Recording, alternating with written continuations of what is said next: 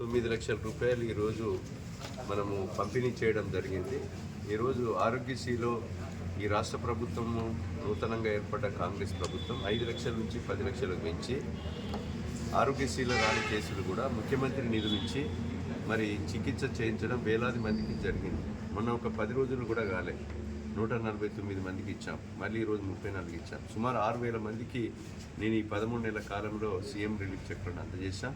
ఒకవేళ CM relief చెక్కులు కూడా డబ్బులు పెట్టుకొని చికిత్స చేయించుకోలేని పరిస్థితి ఉన్నటువంటి వైద్యులకి ఏదైతే పేషెంట్లకి వాళ్లకు మనము నిమ్స్ హాస్పిటల్లో ఎస్టిమేట్ తెచ్చుకొని ముందే ఎల్ఓసి ఇప్పించి పైసలకైనా మీకు ఇచ్చి పట్టుకొని పోతే చికిత్స చేయించడం జరుగుతూ ఉంది.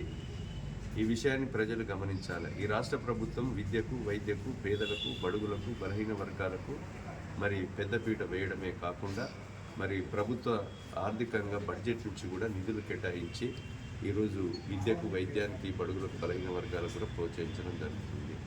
అదేవిధంగా ఈరోజు 4 సంక్షేమ పథకాలు కూడా అమలు చేయబోతున్నాం.